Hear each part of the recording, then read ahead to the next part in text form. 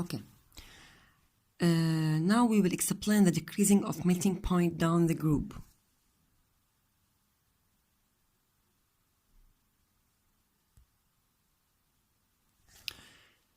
This is because of the of the metallic bond between the atoms in these metals decrease down the group. I mean, as we go down the group, this is the periodic table, as we go down the group, the metallic bond decreases down the group. I mean, the metallic bond for lithium is much stronger than the metallic bond between the particles of sodium, much stronger than the metallic bond between the particles of potassium, and so on. Remember, the metallic bond is the bond that is formed between the particles of the same metal, or between metals only. I mean, between the particles of sodium metal, between the particles of iron metal, the particles of gold metal. So it has only one type of element, and it is forming between the particles of this type. Okay. So the metallic bond decreases down the group, so less energy is needed to break down the bonds, causing less melting point. I mean, the thermal energy that is consumed to decrease less energy, I mean less thermal energy. So the thermal energy that is consumed to decrease, to break down the bonds between the particles will be less, so the melting points will be lower.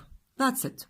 The chemical properties of group number 1, as you know that all of them are very reactive metals, they can react with water to form an alkaline solution, to form potassium hydroxide or sodium hydroxide or whatever, any metal hydroxide. They have to be stored, because they are very reactive, they have to be stored under oil or kerosene sometimes, or any type of oil. Why? To stop them from reacting with oxygen. These elements, group number 1 elements, are very reactive, that they can react with the oxygen in the atmosphere to form a metal oxide. This reaction is very fast, within a few hours, less than a few hours, by the way, a few minutes. That's why we are storing them under oil, any type of oil, even olive oil.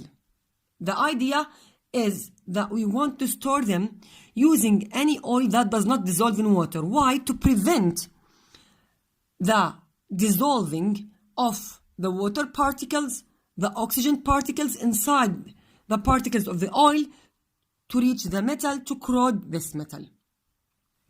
So why we prefer storing group number 1 elements under oil? To stop them from reacting from oxygen and water vapor in the air to make rusting, or to do rusting. Of course, we don't say rusting for group number 1, even if the meaning of rusting is found oxygen with water to give us metal oxide. But rusting is a special word just for iron, as we said before. So I can say that the metal is corroded, but not rusting. But it's the same meaning. When the metal reacts with oxygen and water, this is called corrosion. A special case of corrosion, as we talk in chapter 4, is rusting, which is just for iron. Number 2, they form ions with a single positive charge, as you talk in chapter 3, K positive 1, Na positive 1. I can write positive alone without the sign anyway. And they also have a valency of 1. I told you before that the charge equals the valency without a sign. So if the charge is positive 1, the valency is positive 1. If the charge is positive 2, the valency is only 2. 1 electron in their outer shell. But why is the valency 1? Because it has 1 electron in its outer shell. Okay. The third chemical properties, they form compounds that have similar formulae. Formulae is the plural of formula. You can say, by the way, formulas also. For example, Na2CO3, K2CO3, LiOH, KOH, Na2O, Li2O. This means that whatever is the anion, the cation will have the same formula. Yani, an oxide element from group number 1 must have a general formula of X2O. Whatever is X. even if it's Na or Li or K, whatever, any element from group number 1, when it reacts with oxygen, it must give us 2. Li2O, Na2O, Rb2O. Any element, when it reacts with OH, it must be, or let us say the ratio should be 1 to 1. Here, KOH, LiOH. Also, Rb, rubidium, OH, LiOH. Cesium, cesium hydroxide, CSOH, and so on. The same thing with carbonate. The ratio is 2 to 1. Na2CO3, K2CO3, RbCO3, Li2CO3, whatever is the element, multiply it by 2, then put CO3. Okay.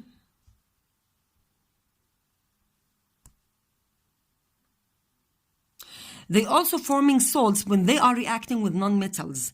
These salts, as I told you in chapter 3, are all white, crystalline, ionic solids.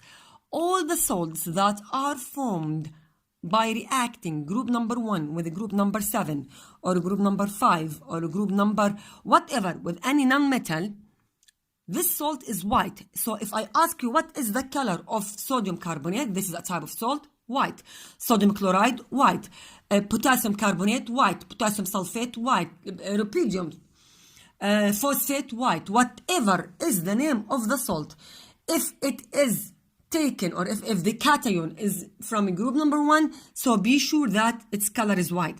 Actually, I can generalize this for all the metals that are related to group number 1.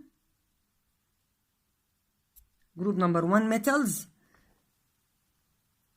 group number 2 metals, and group number 3. So the colors of the salts for group number 1 and 2 and 3 are always white, but the color of the salts for the transition metals here, the brown color, the color of the salts is colorful, maybe blue, maybe yellow, maybe green, different colors here, but here and here white. So without thinking, if I ask you what is the color of calcium carbonate, white. The color of barium sulfate, white. The color of radon phosphate, white. The color of gallium sulfate, white. The color of aluminum oxide, white. Whatever is the name of the metal from group 1, 2, and 3 with a salt, it's also white. The transition metals are colorless, as we took in group number 3, as we took in chapter 3, it is forming a colorful compound. Okay, we have 2 rules here, you must memorize them. The first rule, metal with cold water gives us metal hydroxide plus hydrogen gas, like sodium with water gives us sodium hydroxide with hydrogen gas, and reaction with oxygen, metal plus oxygen give us metal oxide, like potassium with oxygen, potassium oxide, sodium with oxygen, sodium oxide, lithium with oxygen, lithium oxide, and so on, within the same concept, the same formula, even the same balancing, the same thing. Here, see table 8.1, page 208. This is page 208. I mean this table.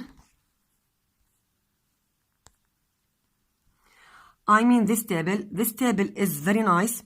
It is summarizing the types of reactions. Lithium with water, sodium with water, potassium with water, and the degree of reaction. Reacting very fast, strongly, or reacting violently or whatever, describing the reaction with air, and here they wrote that the reactivity is increasing as we go down the group. So table 8.1, by the way, is very, very important. You must study it from your book, page 208. Now, the flame test for alkali metals. What does this mean, the flame test? By the way, I will give you a video or send you a video that is talking about this. What does this mean, a flame test? This means that I will bring the salt of this element, because I cannot react the element as it is, because it is very, very flammable.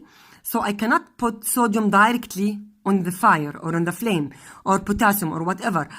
I can test sodium chloride or potassium chloride or lithium chloride, whatever, any type of salt. I can use chloride because it's the easiest and cheapest salt, by the way. I can make a solution in ACl, dissolve it in water, then put this solution or put a wooden stick inside this solution, then burn it. When I burn sodium chloride directly to the flame, burn it using a flame, direct flame, the color will be yellow. This means that the color of the sodium when I burn it is yellow. طب, can I burn it directly? If I can burn it directly, the color is also yellow, but no one can burn it directly because when sodium reacts with water, it will give us a very strong flammable reaction. What about reacting sodium with fire directly? I can't, by the way. It's unsafe reaction. طيب. So what is the alternative experiment? Reacting metal chloride. Cl minus is colorless, as an anion is colorless. So if I burn it, it does not give me any color. So the yellow color represents the color of sodium. Lithium, for example, give us a brick red color, a very dark brick red color. Potassium, a lilac color or a violet color. So this is called a flame test. There is a table in page 208. This table, you must memorize it. Every year, they must ask you about the flame test of some metals. This year, you will memorize two groups, group number 1 and 2, and just the flame test of the transition element for iron.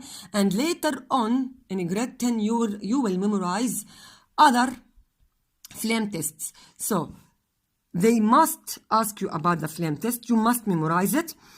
Sodium is yellow, lithium is purple, and the lithium is a brick red, and potassium is purple. Okay, next time we will explain the physical and chemical properties for group number 2.